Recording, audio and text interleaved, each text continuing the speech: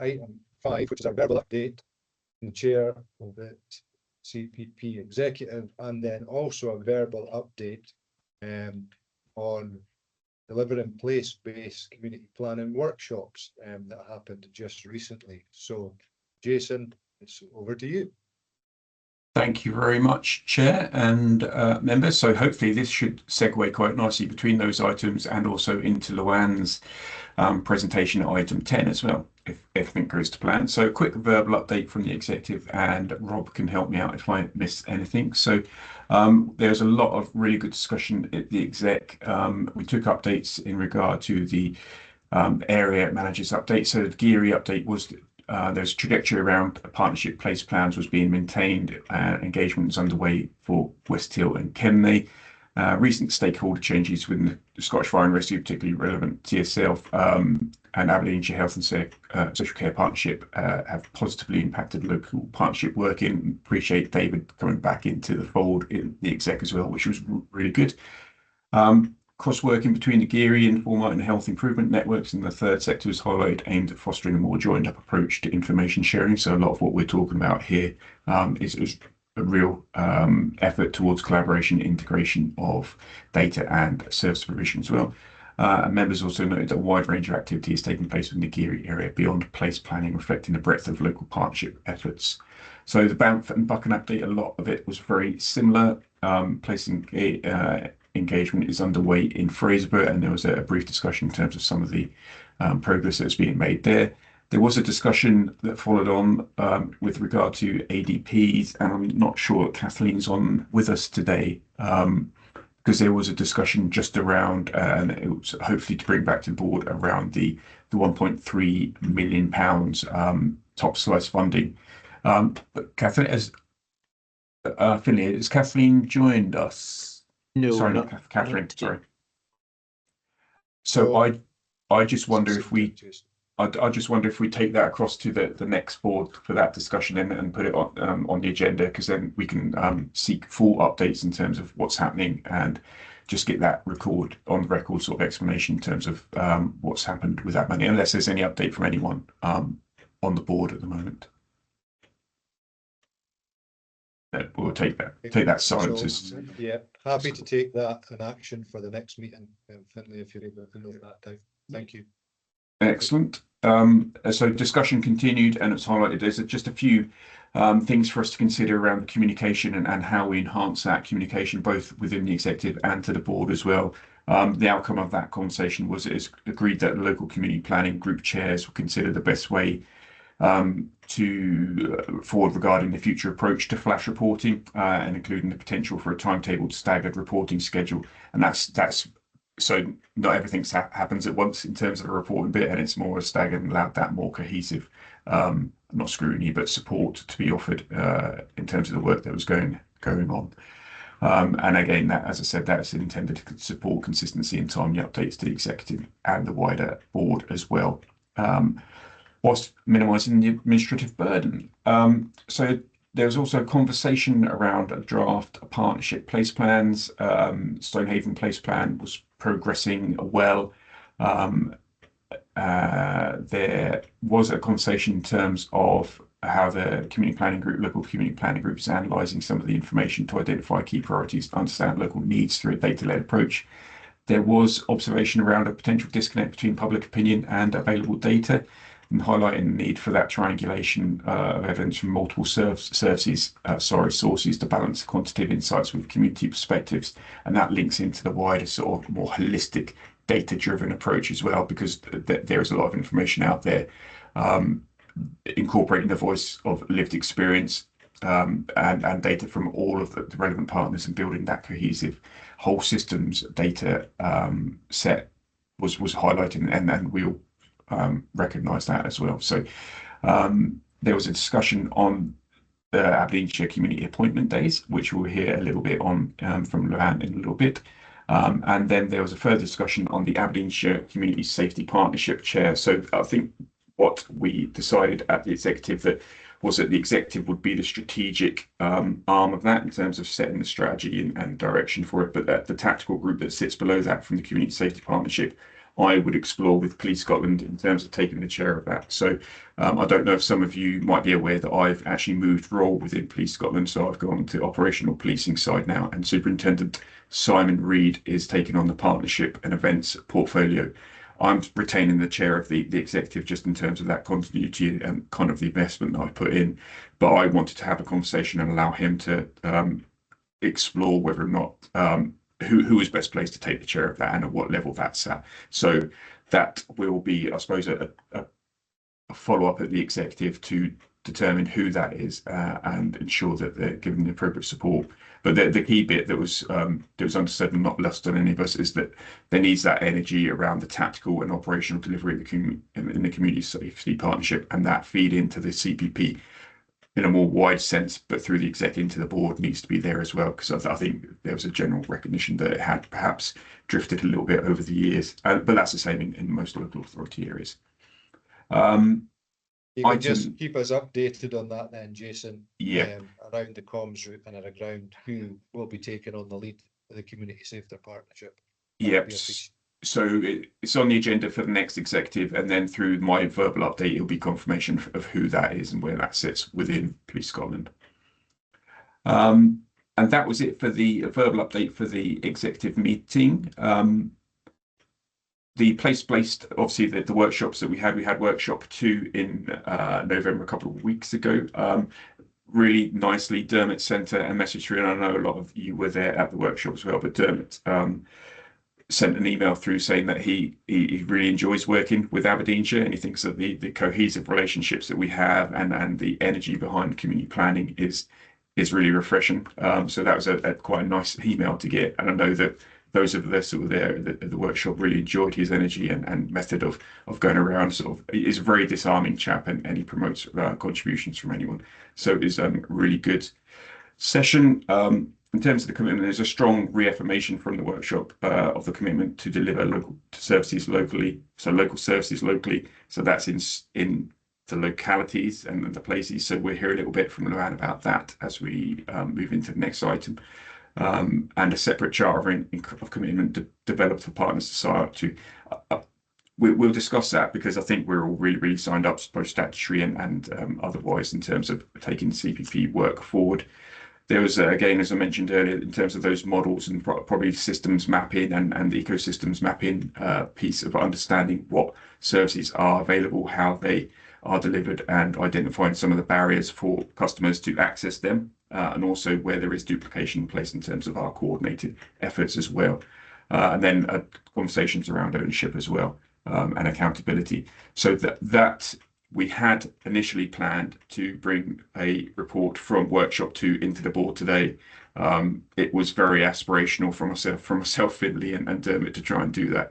So that report will come to the next board, and obviously you've got the date for workshop 3 as well. But I think hopefully everyone agrees that the workshops have been really useful in promoting a whole lot of conversation and exploration in terms of, well, what does community planning want to deliver within our communities, what it is, and that will aid us when we come to the Lloyd refresh as well. So that was it for the verbal update from both of those items. So I'll pause briefly for any questions. Questions for Jason at all? Not seeing any hands up in it, Jason. So, oh, there we go. John's next to you. Yeah, I kind of asked that question a bit earlier, and I suppose not having been able to attend that second workshop, I'll probably hold it off until the third one, which I'm hoping to get to and seeing the outcomes from it.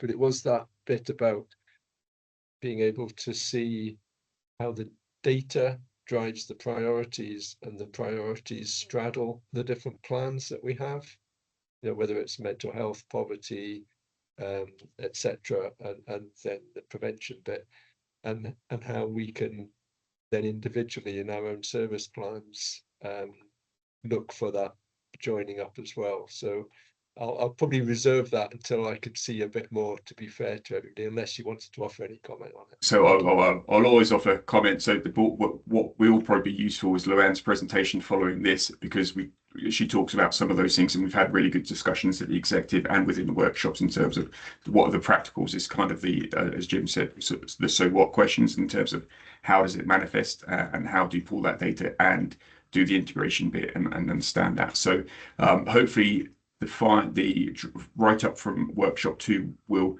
cover some of those conversations, and workshop 3 will take that forward, as well as Luann's sort of discussion in the next item as well. Thank you, Jason. Yeah, definitely welcome your bit on the flash reporting and the staggered approach to it. I think that's probably the best way to take it forward, because it allows that. It's a lot easier to digest if there's only one coming at a time, as opposed to numerous ones, and it allows you to focus on it and then properly then feedback and have any questions. So I definitely think the staggered approach would be welcome. And also within the workshops, it was very, very, very clear that all persons within the workshops did have the same desire to try and drive positive outcomes, but it's also then that's even more welcome that you're getting that feedback and email from the facilitator just to say the exact same thing. So it wasn't just us in the room that were seeing it, you know, it's seen by somebody external as well. So that's very, very pleasing, and hopefully that positivity continues and we get real drive from that. So thank you so much. Yeah, no problem at all. No questions. If we've got no further questions, then that then takes us on to item 10, putting people first. Again, report from that. And there is 4 recommendations to go over, but we will wait and hand over to Leanne. She's on the call. Yes, she is, to go over the report. Thank you. Hi, thank you, Chair. Hi, everyone. I'm Luanne Grijon, Strategic Development Manager, leading on Putting People First programme here in NHS Grampian, working within the Public Health Directorate. So I'm here today to really look for your support for creating a whole system approach to developing community appointment days in Aberdeenshire, as outlined in the report in your pack at around page 103.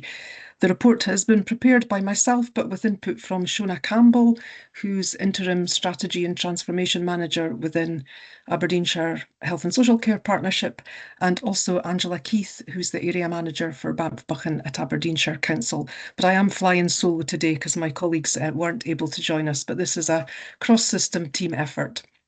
So the proposal in your pack really builds on feedback from the last Community Planning Board meeting, to encourage us to avoid creating new plans or separate initiatives and look to embed new programmes of work within existing Aberdeenshire strategies. So this is our first step in trying to do exactly that with the Putting People First programme. The proposal also reflects what we've learned from delivering community appointment days, or CADs as we call them, across Grampian. And you'll see also in your pack, the year 1 evaluation report shows that there's really positive signs that community appointment days are really making a real difference to people who attend. We're seeing evidence that people feel more confident about managing their own health conditions.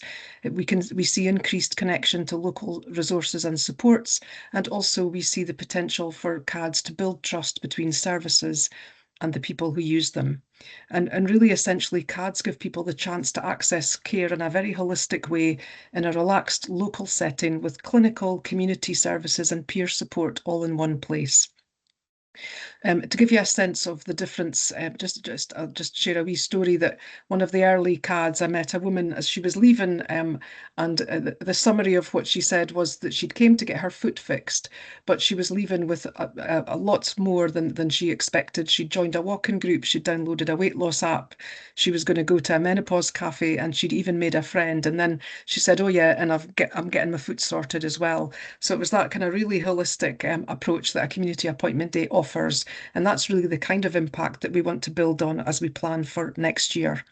We do know, though, that they are resource intensive, especially if they're planned as one-off events in communities. So what we want to do is think about community appointment days as a tool to improve cross-system collaborations around prevention, around early intervention, and to think about how this ties in with local place plans. And we must do that if we're going to be able to make them sustainable and impactful for our community members. So when thinking about this proposal, we really think if we want to truly be preventative, we need to think beyond health and involve our wider community planning partners, focusing on local delivery with topics developed by community members and partners. So if you support the paper today, the proposal that's in that, what we'll do over the next 12 months is, well, first of all, we'd work with you, hopefully in a development session. I don't know if we can squeeze into the one that you've got planned already, but we'd want to have a development session with community planning partners to look at how a community appointment day approach could help you meet your organisation's priority needs around prevention and early intervention, whether that's about more meaningful community engagement, whether it's about safety checks, or even finding local volunteers, or a whole range of things. But we would want to explore that with community planning partners. We would also want to use the existing local community planning structures to report and provide updates on plans around community appointment days. So we would want to use the 6 local community planning groups to hear about CADs that are being thought about and developed, so partners can hear what's being planned at an early stage to inform and get involved where that's appropriate. And what we'd also want to do is we've really built into the CAD development a really strong evaluation and learning approach. So we'd want to gather the learning and share that back with yourselves during the year so that we keep evolving the approach based on feedback and based on data around impact. From public health, what we're offering is practical and tangible support. We've already developed a CAD toolkit where all the forms and all the guidance for delivering community appointment days can be found. We can also offer evaluation and implementation support around developing and delivering community appointment days. Also specialist input on how we can weave in cardiovascular disease prevention to community appointment days, and also access to data to help guide CAD prioritisation across Aberdeenshire. So that's the focus of where we'll be working over the next 12 months. So today, as outlined in your report, that you're being asked to note the evaluations of CADs to date and consider supporting CADs as a tangible approach to delivering place-based working and collaboration around prevention and early intervention, and hopefully agree that we can give CADs a home in the community planning space and use the existing structures that are there. So we're not creating new reporting lines, but building and using what's already in place in Aberdeenshire. And that would start, I would suggest, by having a development session about how this fits with your own local priorities. So hope that's a useful introduction, and happy to just open the floor for questions. Thank you. Thank you, Leanne, and thank you for the report. It's very informative, and the whole holistic approach to the community appointment day is definitely welcomed. And even just the example that you gave there of somebody coming in, hoping to get their foot seen to, and they go away being part of a social group and a walking group, and they have that wider network. It is fantastic to hear, and I think we would welcome the opportunity to have that wider discussion around it at development day to see where it fits in. But I'll let Jason come in. There you go. As if by magic, I've just messaged Finley to invite you along to the planning day, Luann, for workshop 3, so we can incorporate that into that. Quite apart from that, with my other police hat on, community cohesion is massively important at the moment. We live in very, very divisive times. So the ability for us to come together cohesively and in an integrated fashion, engage with our communities, be hyper visible from a policing point of view, that ticks all of our boxes in terms of what we're looking to achieve in terms of that community cohesiveness. So the benefits for us around crime prevention, moving into that preventative footing, tackling things like addiction, substance misuse, etc., youth engagement, the opportunities for us are kind of limitless, really. So I really am supportive of the CAD approach being, you know, spread from that health footing, and from a policing point of view, would definitely we'll be there, especially if there's cakes and biscuits. We're on board. That was not quite as stereotypical, Jason, as saying donuts, so we'll let you off with cakes and biscuits. That's fine. Yeah.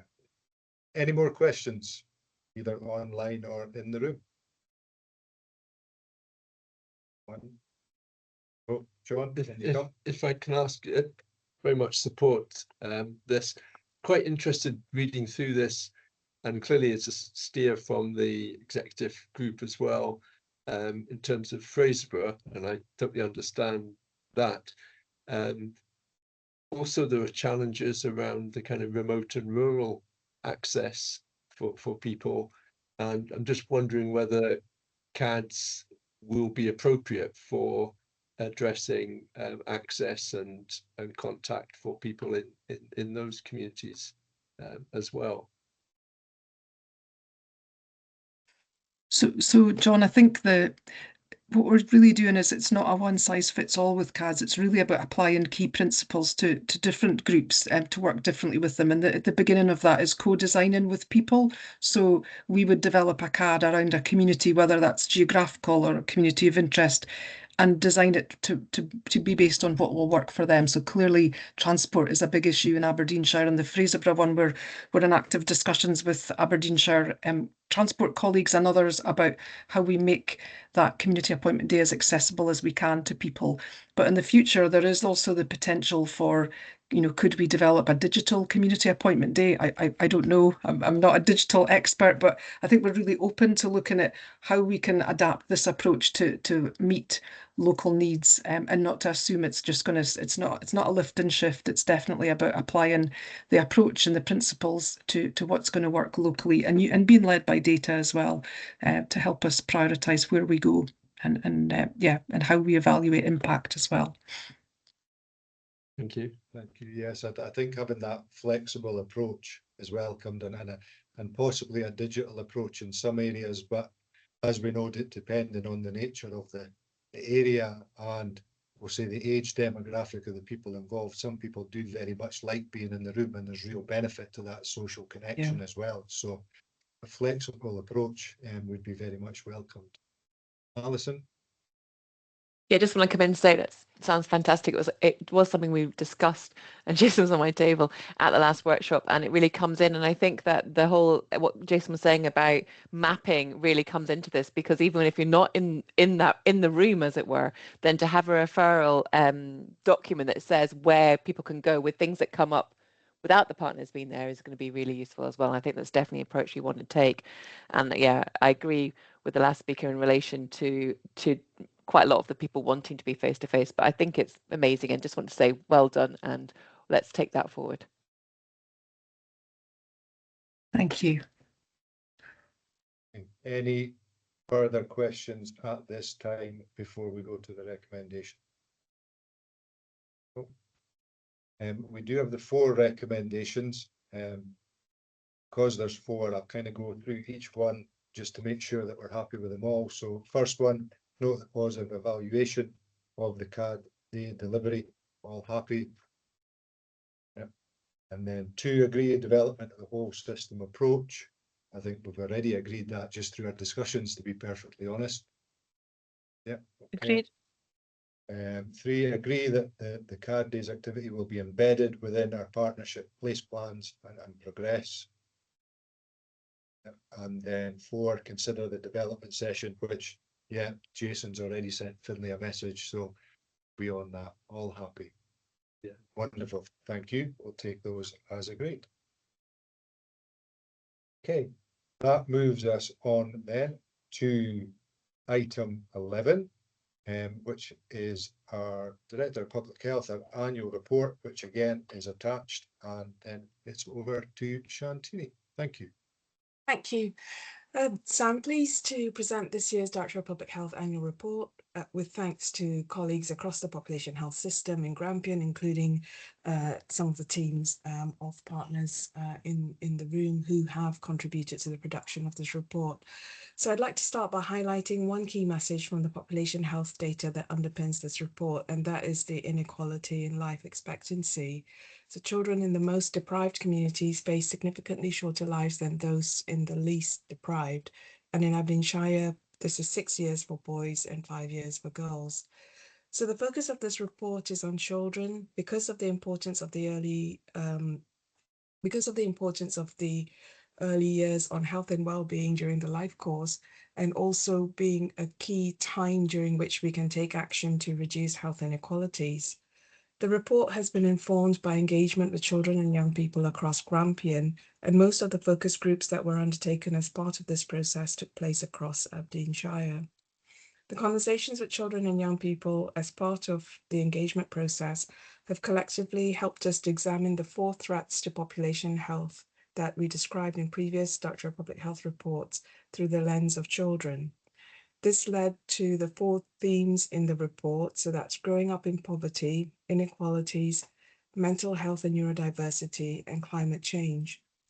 Under each theme, we present what children and young people said, the contextual information relevant to the theme, including data and examples of work that is underway to address these issues. Whilst there are many examples of good practice highlighting where we are making a positive difference to the health and well-being of children, there are also areas where we can do more to reduce inequalities. So for example, around breastfeeding, maintaining healthy weight, oral health, HPV vaccinations, and teenage pregnancies.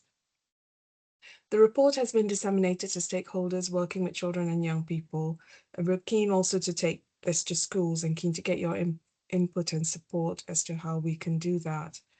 The intention is for the report to inform the work we do through the Health and Social Care Partnership and Community Planning Partnership, and take the opportunity to ensure a whole system joined up approach to reducing inequalities and provide the best quality of services for children and families. The covering paper sets out the specific actions that will be taken to progress this, including progressing work to poverty-proof our health and care services, improve early identification, assessment, and tailored support for our children with neurodevelopmental differences, and progress work to address inequalities in a range of child health outcomes. In addition, we will review and refresh the child health strategy for Grampian for publication during summer 2026. And we will also contribute to work with partners in the Getting It Right for Every Child strategic group in Aberdeenshire to develop plans for children's services, child poverty, corporate parenting, and children's rights, in line with what we were talking about earlier on in this meeting. This will also be published, these plans will also be published during summer 2026. And so that's all I was going to say. And the request today is to note the content of the report and the next steps following the publication of the report, which I've just outlined. I'm also keen to explore with partner agencies where we can do more or work differently to address the issues highlighted in the report. So happy to take any questions. Thank you, Shantini, and thank you for the report. And just going over that, the report itself is very informative and very easy to read. I'll open it up to the room first for any questions, if anybody's got anything this time.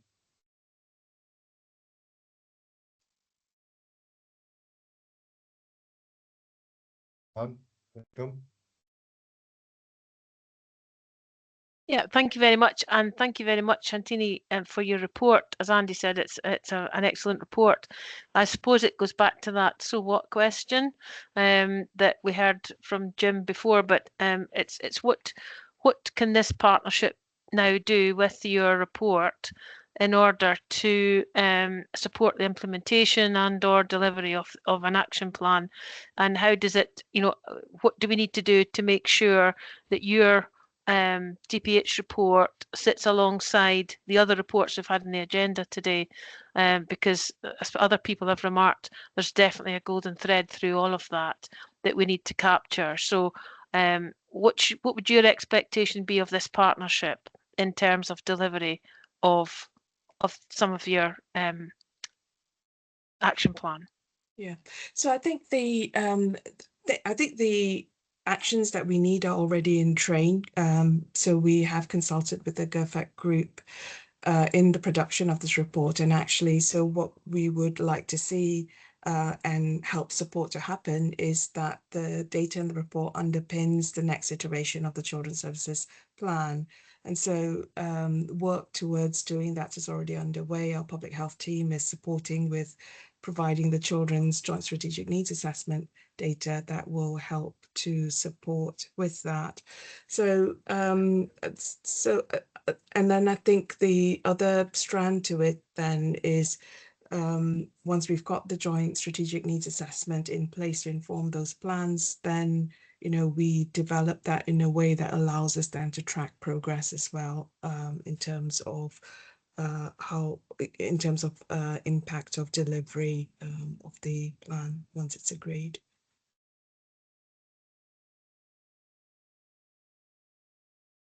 Thank you. Any other Thank you. questions on that? No. Okay. Jason?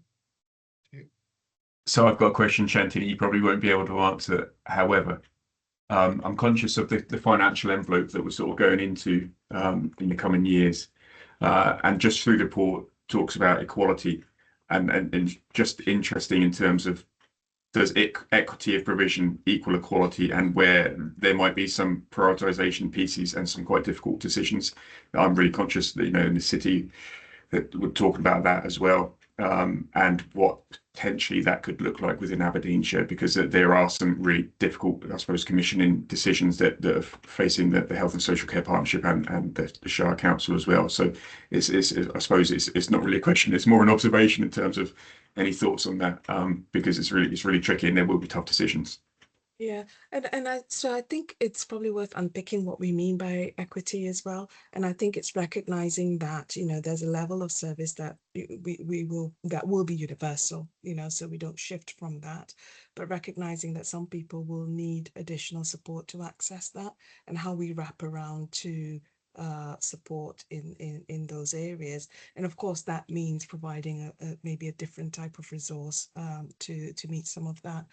I think some of the work that we're doing in the city with through the Collaboration for Health Equity Scotland and the Marmot team, we're starting to explore what, how you might shift resources. And I think some of the lessons that we learn from that will be helpful here. And I think part of what we do in terms of community planning is think about how we share the learning from different places as well. So, but we're just starting to think through how we might do that, and how we might apply some of those principles. So I'm not expecting that learning to come through for another 6 to 12 months probably. So it's looking out for that as well. But I think some of the principles are quite basic, really. I think it is about equitable access, and it's about how you wrap around and provide some of the additional support. And I think community appointment days are a good example of that. So we're using existing resource, but using it slightly differently, which means that, you're probably going some way to addressing some of the equity issues. No, that makes sense. And the community action was come into my head in terms of some of that evolution in terms of service provision. Yeah. Managed almost just about right through a meeting before somebody mentioned the financial burden that all public services are facing. But on that note, obviously, because with some of the actions, it can be quite hard to track progress or track outcomes, because it's long-term outcomes that we'll be looking at. So how do we ensure that we have a key matrix in place to ensure that we are getting best value and we are targeting the right areas, knowing that, we're not going to get that statistical data for 10, 15, 20 years down the line?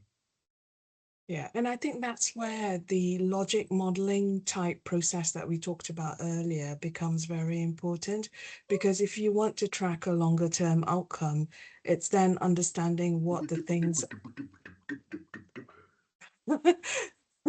That wasn't me. So I think if you're trying to track a longer term outcome, then it's understanding what are the things on the pathway to that would need to be in place that will help us get there. And that means then in the shorter term, we need to be monitoring. We need to have metrics around those building blocks really that would lead us to the longer term outcome. So I think a lot of what we've been talking about today in terms of, support with the logic modeling, putting targets and metrics around outcomes, linking that to the actions that we are agreeing will all contribute. If we can get all of that to line up together, then, we should be on the right path. Yeah, thank you. So it's really just a quick observation that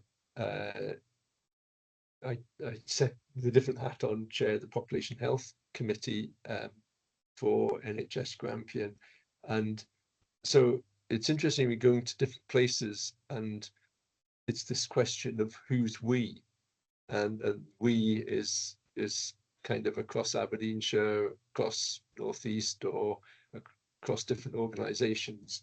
And I think certainly from Population Health Committee and NHS Grampian, which then works with Shantini around this, her work and the plan, we're very mindful of trying to be clear of contributing to other partners, helping facilitate something which is a collective outcome. And within that there has been increasing discussion about how we are a good partner within community planning as a key issue. So I suppose still trying to work out how to answer Anne's kind of question about how these things join up.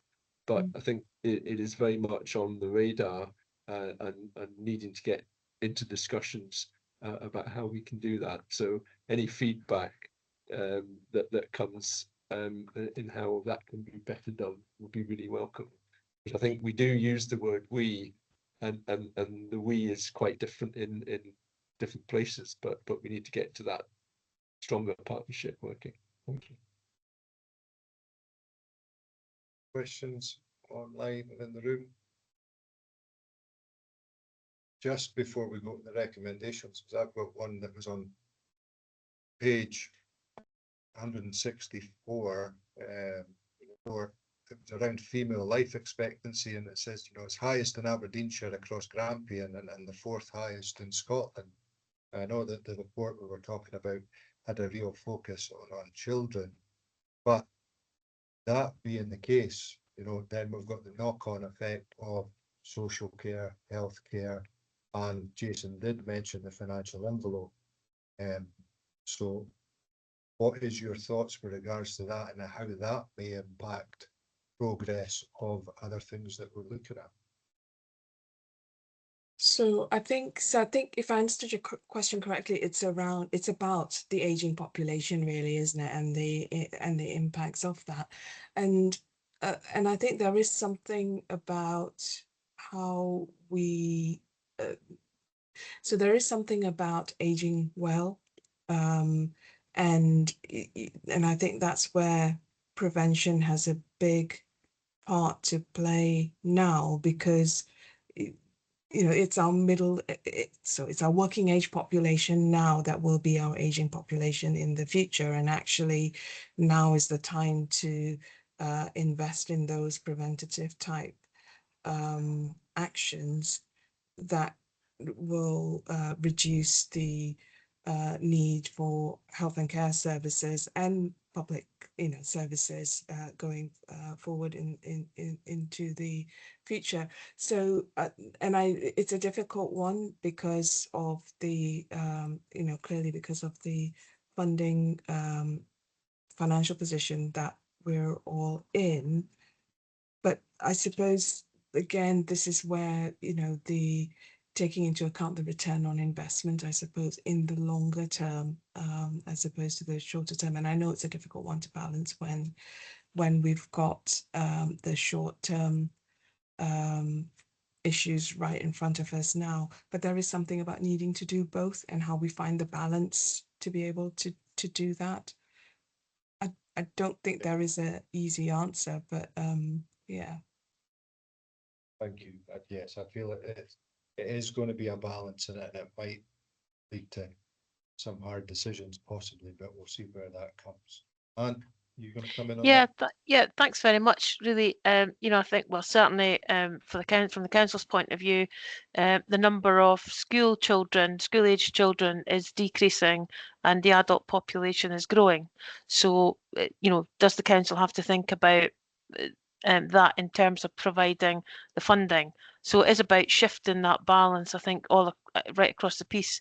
Then in terms of the preventative bit, really just as a follow on, what's our understanding of early intervention and prevention? I wonder through you, Jason, if there's an opportunity to have that discussion perhaps in a workshop at some point, or even an executive discussion about what is everybody's understanding of early intervention and prevention, and how can we get aligned in all of our organizations when it comes to, because we talk about it, we all talk about it, but do we all understand it to be the same thing? So I really just wonder if, just happy to leave it on the table, Jason, but if that's something that the executive want to consider, because we might have different definitions. You know, Police Scotland have got early intervention activity. We all have it, but does it all align, and are we all talking about it in the same way? So just happy to leave it on the table, but I think to get to the point Shantini perhaps would like us to get to, it's about taking that journey collectively. Yes, Jason, can you come? Yeah, so no, it'd be a great conversation. Shantina maybe touch base with you off table. But the reassuring thing is that Police Scotland have been using the public health approach to reduction and prevention for a number of years around violence, for example, the violence reduction unit. So it shouldn't hopefully be too difficult conversation to get that, especially between health and police anyway. Great. Any further questions? Nope. Okay, we will head to the recommendation. Board are requested to note the content of the Director of Public Health report for 24-25. All comfortable and happy? Thank you. Yes. Thank you. Okay. That brings us nicely to item 13 on the agenda, which is the date of our next meeting, which is the 4th of March, 2 o'clock till 4:30. Don't know if item 12 is missing from the agenda because I usually have an AOCB. So I will just quickly go around the screen in the room just in case anybody has anything else to bring at this point in time. No, not seeing anything. No, okay. Thank you all for your attendance this afternoon. It has been a really worthwhile meeting. Some really good discussion points and actions have come out, and direction of travel and collaborative working, which is really, really pleasing. So thank you all for that.